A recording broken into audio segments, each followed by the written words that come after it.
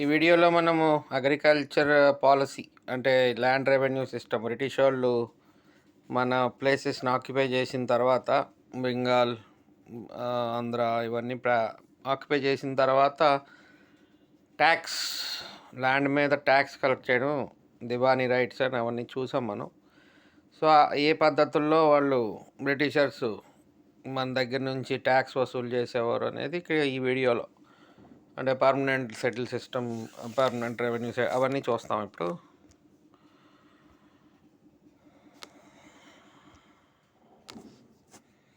Okay, agriculture policy, agrarian policy, land revenue policy. Land revenue was the most main source of revenue of the provinces.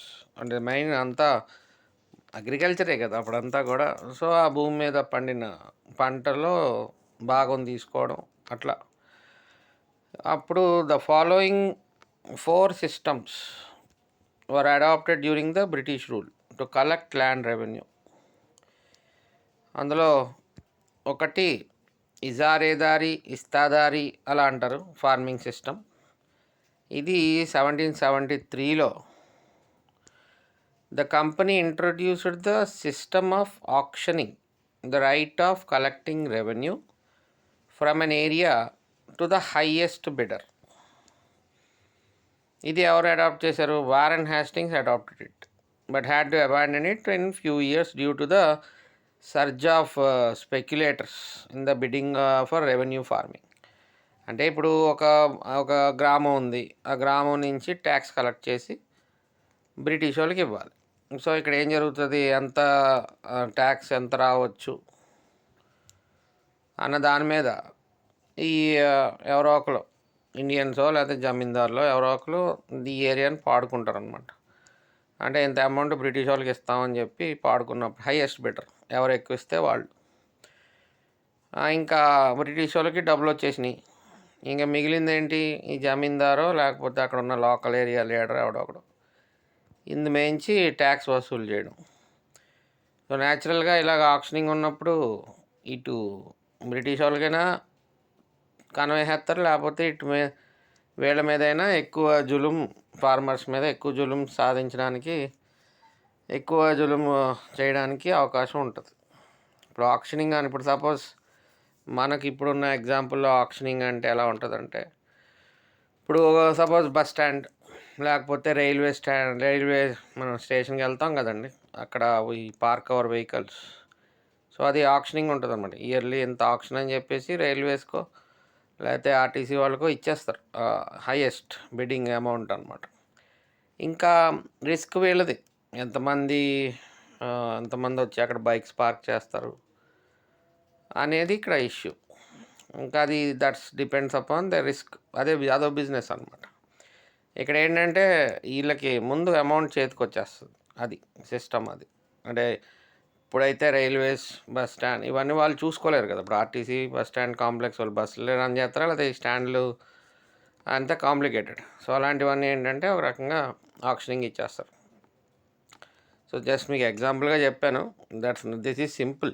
ఇప్పుడు అంతా మన టైంలో okay అంతా ఒక systematic జరుగుతుంది. అప్పుడు ఇంకా imagine the high handedness of these people.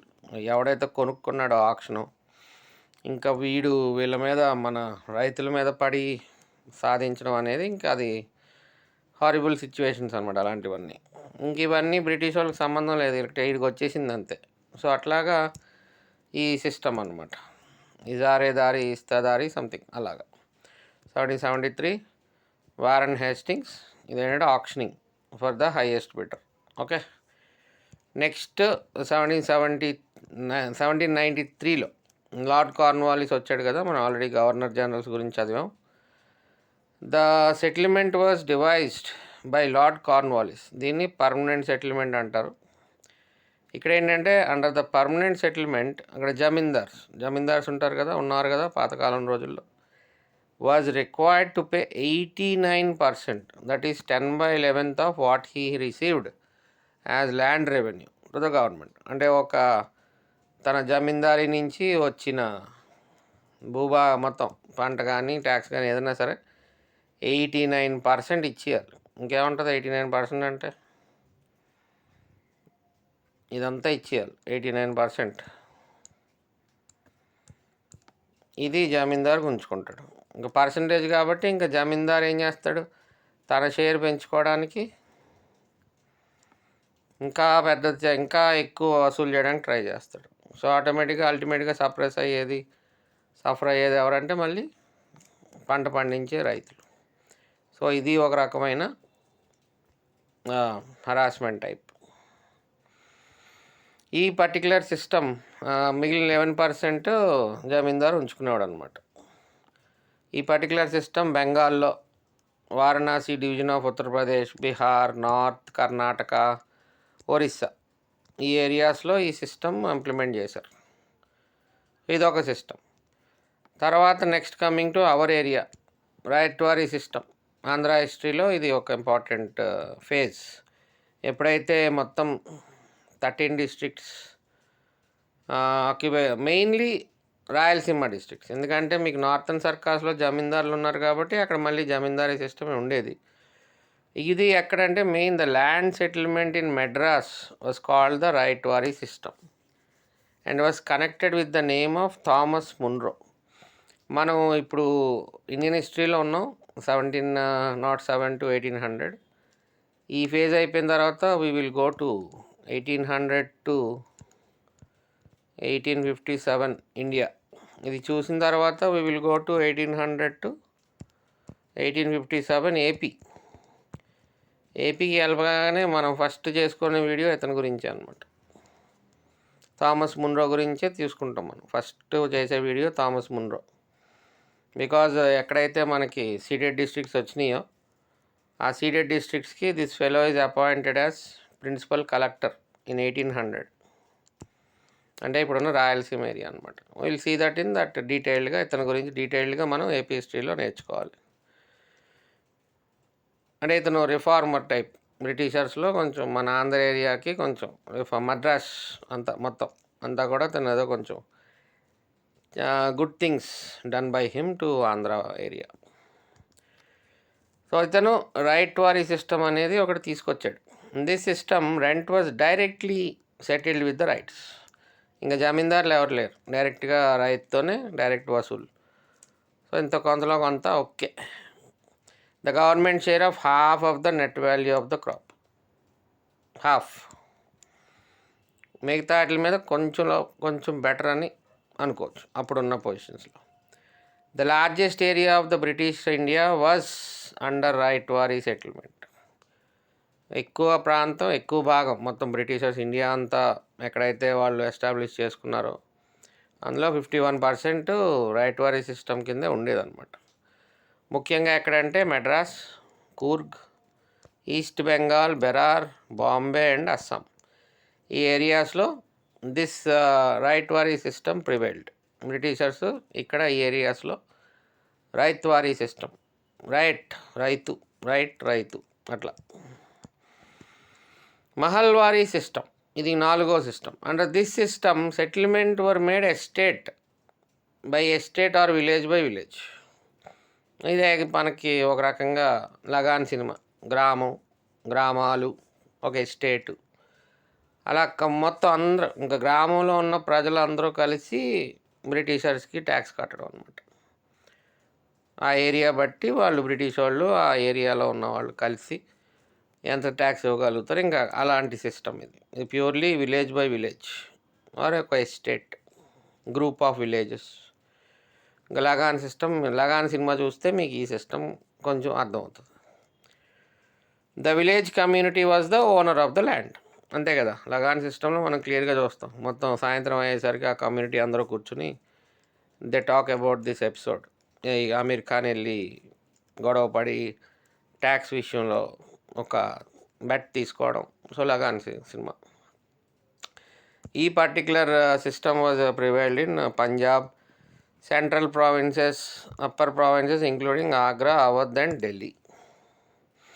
Okay, so ఇవి మనకి 4 సిస్టమ్స్ అండి. I told you I will give you ఏదన్నా టాపిక్ బై టాపిక్ మనకు క్వశ్చన్స్ దొరికితే కనుక I will attach there itself. So ఇవి మీరు ప్రాక్టీస్ క్వశ్చన్స్ కింద you practice them on these topics అంటే పర్మనెంట్ సెటిల్మెంట్. తర్వాత మీకు ryotwari and mahalwari system. Okay, so ఇందులోనే మీకు ఆ ఇస్తేదారి ఇచ్చే ఆ పదం ఇట్స్ 2-3 చోట్ల 2-3 రకాలుగా ఉంటుంది. సో అది ఆప్షనింగ్ అనేది మీకు అర్థమైంది కాబట్టి now you can practice these questions and get through the knowledge. Okay, so ఇవన్నీ ఎక్స్ప్లెయిన్ చేసుకుంటా అంటే it's not like that's not mean ఎప్పుడైనా సరే వినడం కంటే కూడా చదవడం ఇంపార్టెంట్. చదివితేనే మీకు బాగా అర్థమవుతుంది. I have given you the background. Now you can practice the questions and learn some other information also. Okay, I am providing you this PDF in our course, so please have it. తర్వాత ఈ particular పీరియడ్లో కొన్ని ఫెమిన్స్ వచ్చినాయి. ఫెమిన్ అంటే కరువు అంటాం మనం. ఇంకా డ్రాట్ కన్నా ఇంకా దారుణంగా వెళ్ళిపోతే ఫెమిన్ అనమాట, అంటే మనుషులు చనిపోయే stage. The commercialization of agriculture in India producing raw materials for the British industries was a major cause behind famines. అంటే మీకు పంటలు తినడానికి కావాలి, భూమి పండించి ముందు తిండి ఆహారం. అది కాకుండా మీకు బ్రిటిషర్స్ ఏం చేసేవారు, వాళ్ళకి అక్కడ ఇండస్ట్రీస్లో కానీ లేకపోతే వాళ్ళకి కావాల్సిన ఇండస్ట్రియల్ రా మెటీరియల్ తయారు చేసేటట్టు. అంటే ఇప్పుడు ఇండిగో ఉంటుంది, అది బాగా ఫేమస్. అది ఇండిగో పండించమని విపరీతమైన ప్రెషర్ ఉండేదన్నమాట రైతుల మీద. ఎందుకంటే IndiGo was used by Britishers in there clothes, వాడకం అలా కలర్ కానీ అట్లా ఇట్లా. ఇండిగో తినలేం కదా, సో మీకు మొత్తం పంట అంతా ఇండిగో వేసుకుంటూ కూర్చుంటే తిండి ఎక్కడ ఉంటుంది. So that is the major cause. రా మెటీరియల్స్ కోసం పంటని వేయడం. ఇప్పుడు జూట్ ఏదో రకంగా అది ఒక కమర్షియల్ క్రాప్, సో దాన్ని పండిస్తూ ఉంటే ఆహారం ఎక్కడ ఉంటుంది. సో అట్లాగా కాటన్, ఇలాంటివన్నీ కాటన్. ఇప్పుడు మనకి ఇక్కడ ఈ స్టడీ ఇన్ శ్రీకాకుళం ఏరియా అక్కడంతా కూడా ఆ కాటన్ క్రాప్ వల్ల ఒక పర్టిక్యులర్ ఎపిసోడ్ జరుగుతుంది. రైతులందరూ కాటన్ వేసేస్తారు, కానీ అక్కడ సడన్గా పంట వచ్చేసరికి అక్కడ బయ్యర్ ఉండడు. దాంతో రైతులు మొత్తం నష్టపోతారనమాట. మన శ్రీకాకుళం విజయనగరం ఏరియా బ్రిటిషర్స్ టైంలో. సో అలాంటిది ఒక ఎపిసోడ్ ఉంటుంది. దానివల్ల కూడా కరువు అలాగా. So in that way the commercialisation of agriculture was the major cause behind famines. So ఇందులో ఫెమిన్స్, ఫస్ట్ ఫెమిన్ అనేది ఎప్పుడు వచ్చిందంటే డ్రెడ్ఫుల్, అంటే బిగ్గెస్ట్, ఇంకా 1769, 1770లో ఒకటి వచ్చింది. అందులో 1/3 of the population of the province చనిపోయారు. 1792లో ఇంకొకటి వచ్చింది మెడ్రాస్లో. 1803లో ఎన్డబ్ల్యూఎఫ్పి అంటే నార్త్ వెస్ట్ ఫ్రాంటియర్ ప్రావిన్స్, అంటే ఇప్పుడున్న ఆఫ్ఘనిస్తాన్ ఆ ఏరియా అనమాట, అవధ్లో 1803లో. ఇది ఒకసారి ప్రీవియస్ ఇయర్స్ క్వశ్చన్స్లో అడిగాడు. గుంటూరులో 1833లో ఒక ఫ్యామిన్ రావడం జరిగింది, in which 2 lakh persons died. మన తెలుగులో దీన్ని డొక్కల కరువు అని కూడా అంటారు అనమాట. It's very heart burning this kind of topics deal చేయాలంటే. Okay, in 1837 there was a severe famine in upper India. So ఇందులో మన వరకు we are more concerned with this question and first famine. Okay, in that way just try to remember that year. Now coming to our APPSC previous year questions. ఇవి మీకు నేను answers చెప్తాను, just straight అవే గుర్తుపెట్టుకోండి. రేపు పొద్దున్న మనం కంటెక్స్ట్లోకి వెళ్ళినప్పుడు again we will get connected. The chief architect of the Prarthana Samaj in Maharashtra was Mahadev Govind Ranade. Mahadev Govind MG Ranade garu Prarthana సమాజ్ని మహారాష్ట్రలో ఎస్టాబ్లిష్ చేయడం జరిగింది. So learn from the question also, don't like ఒక ఆన్సర్ కాదు అక్కడ మనకు ఇంపార్టెంట్, అక్కడ concept. Question from the concept important. Okay, who propounded the motto go back to Vedas? ఎవరన్నారు గో బ్యాక్ టు వేదాస్ అని? మూల్ శంకర్ గారు అన్నారు. Okay, go back to Vedas. Mool Shankar అంటే ఎవరండి? మన ఆర్య సమాజ్ ఎస్టాబ్లిష్ చేసిన దయానంద్ సరస్వతి గారు go back to the Vedas. ఆయన అసలు పేరు మూల్ శంకర్ అనమాట, సింపుల్. కొత్తగా మూల శంకర్ ఎవరని ఆశ్చర్యపోవద్దు. Is nothing but Arya Samaj Swami Dayananda Saraswati. Who said patriotism is religion and religion is love for India? మన స్వామి వివేకానంద గారు అన్నారు. ఇండియన్ హిస్టరీ చదివేటప్పుడు ఆ పై లేయర్లో ఉండండి. మనం రాసేది 20 క్వశ్చన్స్ 30 క్వశ్చన్స్, అంతేగాని స్వామి వివేకానంద గారి చరిత్ర చదవడం మొదలుపెట్టారు అనుకోండి, you will be ended up in teaching history. So అందుకని జాగ్రత్త, don't cross the thin red line anywhere. ఒక థిన్ రెడ్ లైన్ ఉంటుంది, అది దాటితే స్పెషలిస్ట్ అయిపోతారు. ఓకే, ఇప్పుడు వివేకానంద గారు చాలా పెద్ద మనిషి, చాలా గొప్ప మనిషి. ఆయనకి మన ఏపీపీఎస్సి ఎగ్జామ్స్కి లేకపోతే ఇండియన్ హిస్టరీ ఎగ్జామ్స్కి ఒక లెవెల్ ఆఫ్ ఎడ్యుకేషన్ మనకు అవసరం. ఆయన ఏం చేశారు, ఎంతవరకు, ఏంటి అని. If you start searching his history, personal history or biography అంటారు, అలాంటి వాటికి వెళ్ళారంటే you will end up nowhere. So be careful, don't cross the thin red line. Question number 72. Which of the following was the most important pre-Congress and INC కన్నా ముందు important Nationalist organisation ఏంటి అని అడుగుతున్నారు. అది క్వశ్చన్లోనే సగం ఆన్సర్ ఇచ్చేసారు.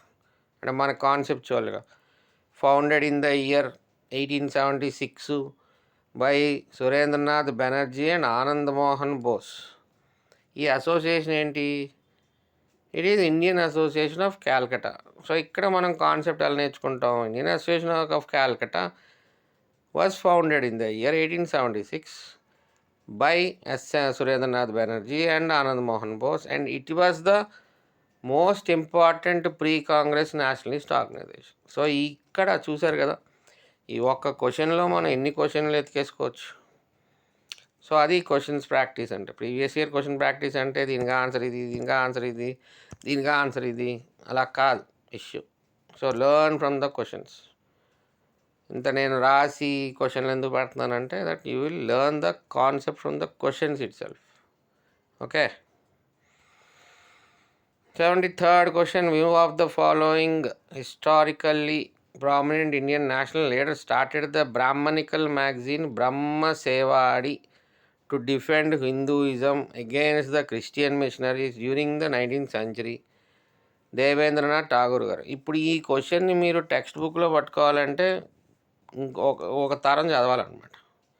ఒక generation అంతా చదివితే కానీ ఈ క్వశ్చన్ మనం టెక్స్ట్ బుక్లో పట్టుకోలేము. ఎక్కడి నుంచి ఇచ్చాడని, నెవర్ అలాగా. But if examiner previous questions తీసుకుని చక్కగా ఇచ్చాడు అనుకోండి సింపుల్గా, ఇప్పుడు ఈ క్వశ్చన్కి ఆన్సర్ కరెక్ట్గా పెడితే, ఇప్పుడు ఏంటిది ఆర్టిఫిషియల్ ఇంటెలిజెన్స్లో వచ్చేసి అన్నీ మొత్తం anywhere you will get the answer straight అవే. But you cannot find the topic immediately, ఎక్కడ ఏంటి అనేది it's hard to find. So learn the previous questions as many as you can. కంటెంట్తో పాటు మనకి ఫిక్స్ అవ్వాలి కాబట్టి we have to read the content also. క్వశ్చన్లు చదువుతూ ఉంటే మీకు మళ్ళీ కాన్సెప్ట్ బిల్డ్ అవుతుంది. సో ఇక్కడ ఆన్సర్ దేవేంద్రనాథ్ ఠాగూర్. చూశారు కదా, ఇందాక అక్కడ చూసాం, మళ్ళీ ఇక్కడ ఒక క్వశ్చన్ వచ్చింది. Who was the founder of Asiatic society of Bengal? అంటే మీకు ఇక్కడ కన్ఫ్యూజ్ చేయడానికి ఇప్పుడు ఇక్కడ ఏషియాటిక్ సొసైటీ అని కూడా ఇచ్చారు ఆప్షన్స్లో, ఏషియాటిక్ సొసైటీ. సో ఇక్కడ ఏషియాటిక్ సొసైటీ ఆఫ్ బెంగాల్ని ఎవరు ఫౌండ్ చేశారని అడుగుతున్నారు.